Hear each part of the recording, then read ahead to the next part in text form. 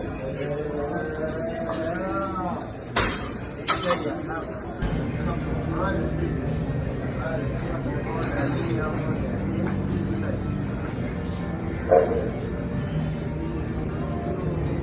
big dog season, and you can't stay still because you want it. Talk that talk, George. You still scraping your plate because you're hungry. Talk that talk.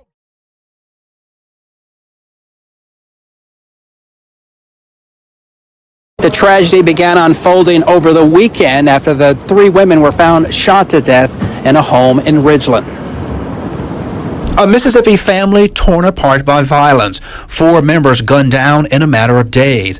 According to Ridgeland police, Ivory Welch III was identified as a suspect in a shooting that killed his mother and 2 sisters. Welch went on the run to Arizona after the shooting at a house on Old Canton Road in Ridgeland.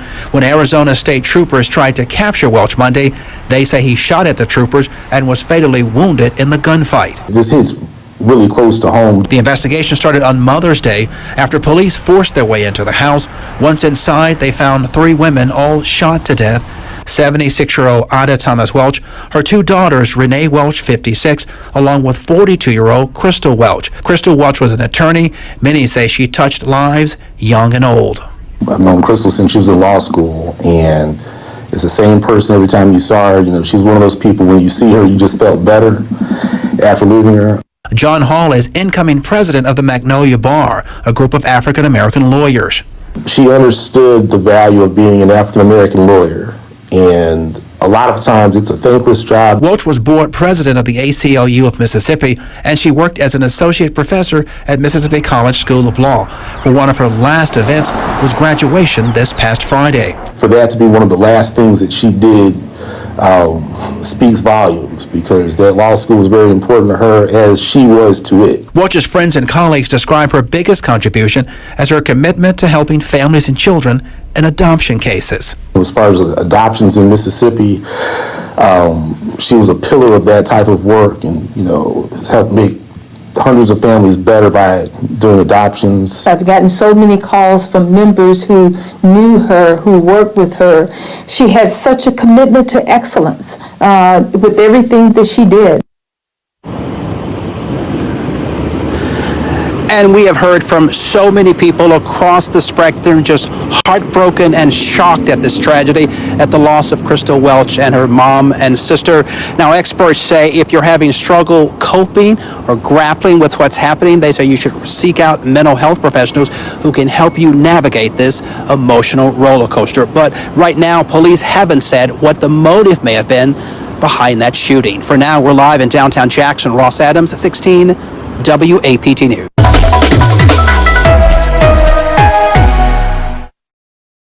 PS troopers say they shot and killed a man today who killed 3 people in Mississippi on Mother's Day. Investigators say Ivory James Welch III shot and killed his mother and 2 sisters.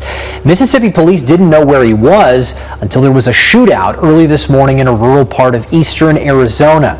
True crime correspondent Brianna Whitney has been learning more details from investigators about the victims in this case and more details. Yeah, it's a wild story and a tragic one at that. Mississippi police didn't know the suspect's planned final destination, but say the U.S. Marshals were tracking his phone. They thought he was maybe heading to Mexico until this unexpectedly ended in a shootout here in Arizona.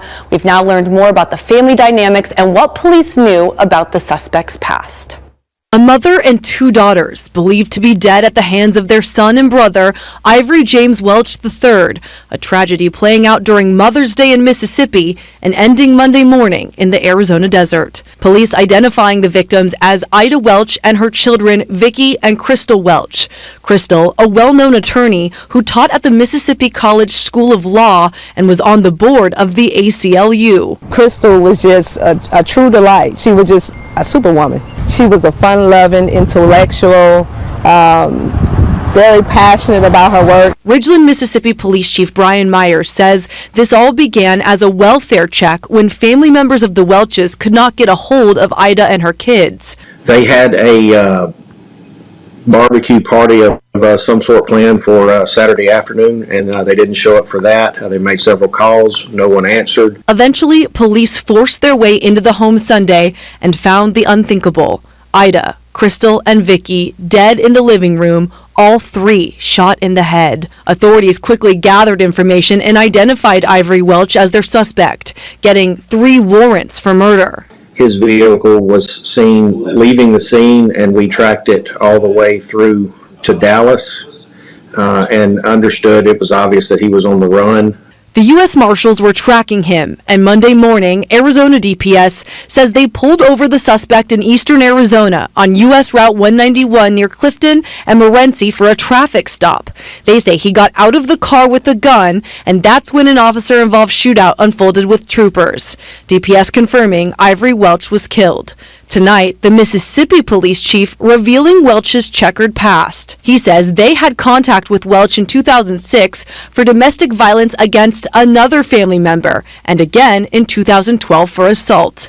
As for the triple homicide, they're still investigating motive, but have some working leads. He may have been upset about a funeral and his birthday, which was on Friday.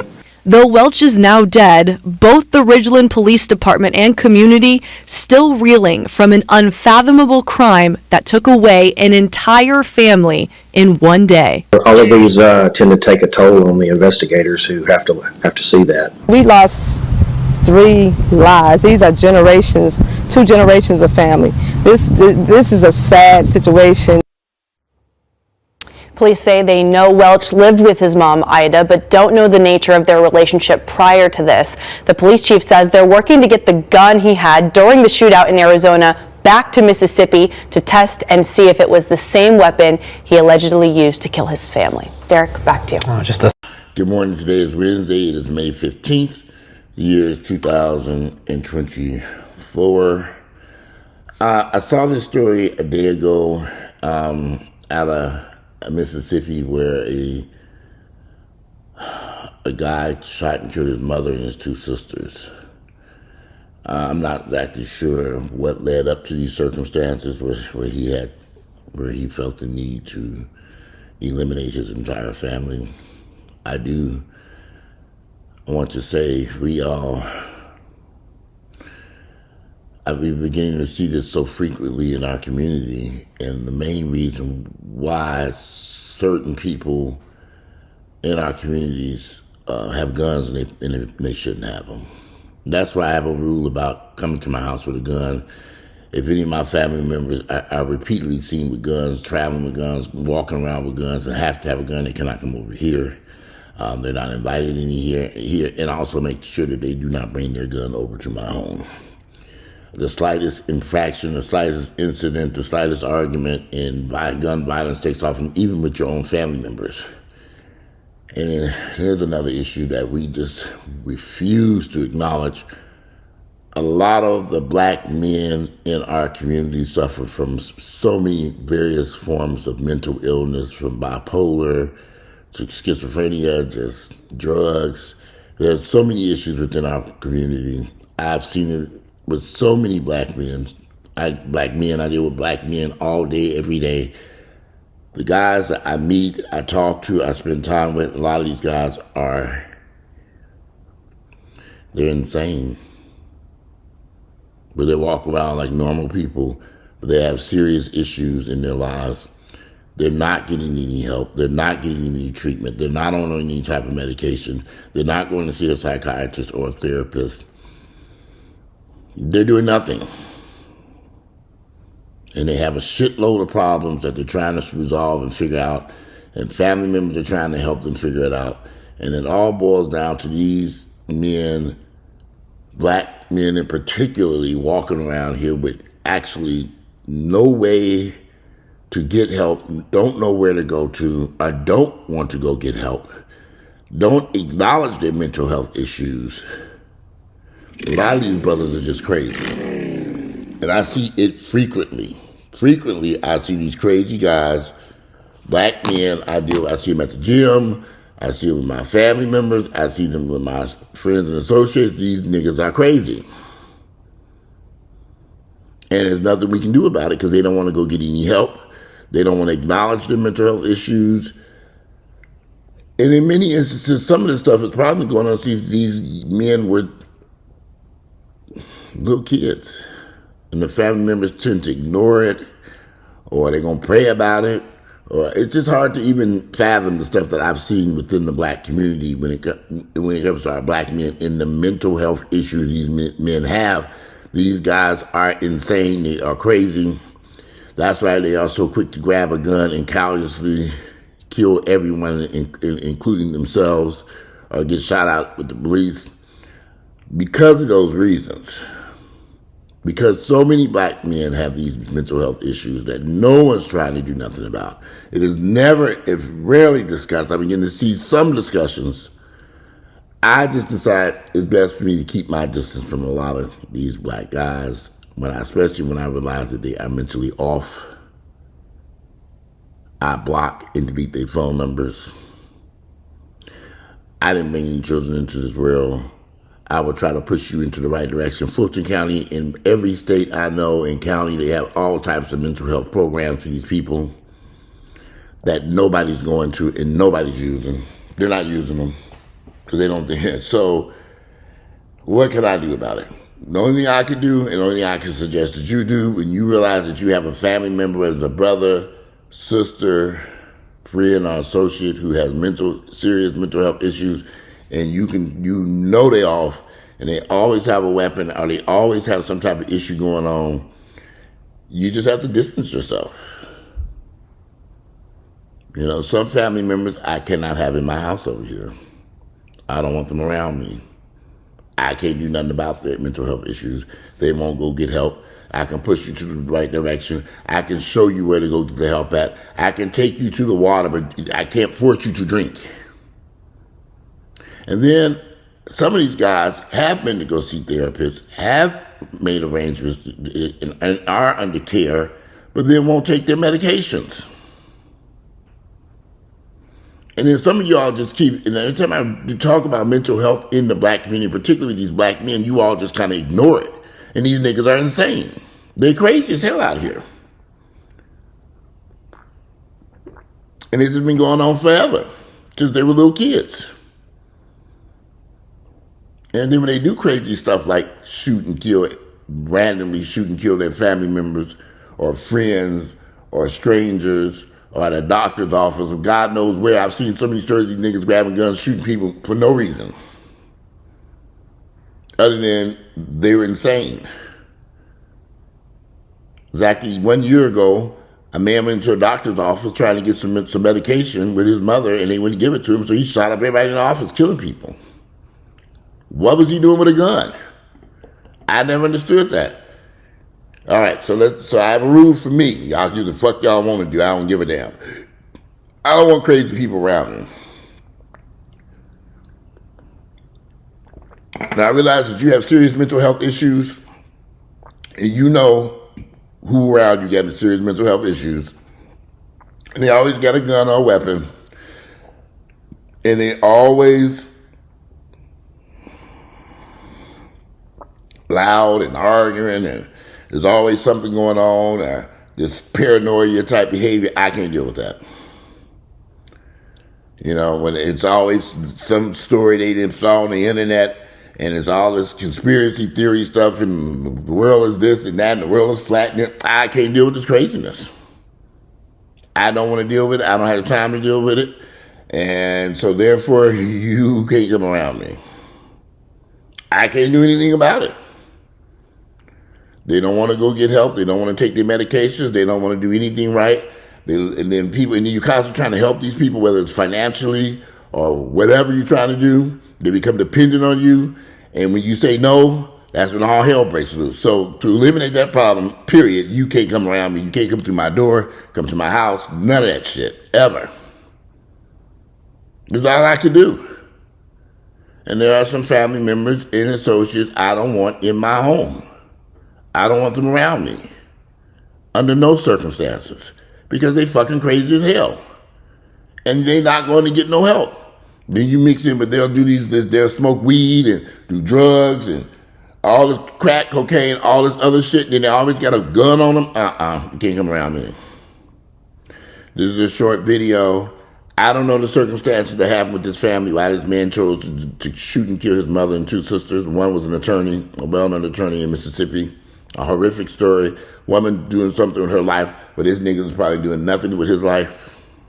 She should have cut him off. They should have all cut him off and been done with him years ago. And they probably would be alive now. He should have been nowhere able to get near them or even know where they lived at. It's unfortunate that you have to do this to your own brother, but they probably would be alive today if they had not been trying to help him. And he wasn't trying to help himself. Again, I don't know the details of the story. I was waiting to see if there were any articles that came out, but I can pretty much figure this one out. I got enough crazy people running around in my family. I know what's going on with these crazy ass niggas, particularly these men. They crazy as hell. How this came to be, I have no clue. Why so many of these men so crazy as hell, I don't get it. These niggas crazy though. They are insane. A whole lot of them. And I'm talking about black men. I see them every day and I talk to them. I communicate with them. And a lot of these guys are not well. Mentally, they are crazy as fucking hell. Many have gone to college, served in the military, all kinds of shit, but they crazy as hell. I cannot deal with these crazy Negroes. You cannot have a conversation with them. Everything goes left. I'm telling you. I see it every single day. I just block and delete. I don't want them in my house. I don't want them around here. There are certain associates I've known for years who have never stepped foot in this house and they can't come over here. At all. Period. Where you at? I'm going to come through. You ain't coming over here. Oh, no, the hell you ain't. You crazy as hell. Can't allow it. I have to protect me. Short video. I got to do a bunch of stuff this morning, but I wanted to bring that. I want to discuss that situation. I don't know all the details there, but I know enough to know that nigga killed his mother and two sisters for no reason, other than the fact that nigga was crazy as hell. And then he got killed in the shootout with the police. Anyway, today, this was out of Ridgeland, Mississippi. You can Google the story if you want to and read all the stuff. I put the news articles in there. It says Wednesday, May 15th, the year is 2020.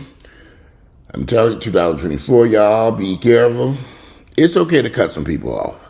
It's okay to tell them they can't come around you. It's okay to not allow them into your home, not to allow them into your life.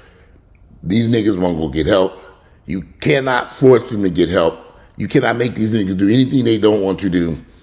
But what you can do is protect yourself by keeping these crazy ass niggas from around you. Protect yourself and your family by keeping these crazy men, particularly black men who have mental health issues, keep them away. Because they're not going to get no help. They're not going to take their medications.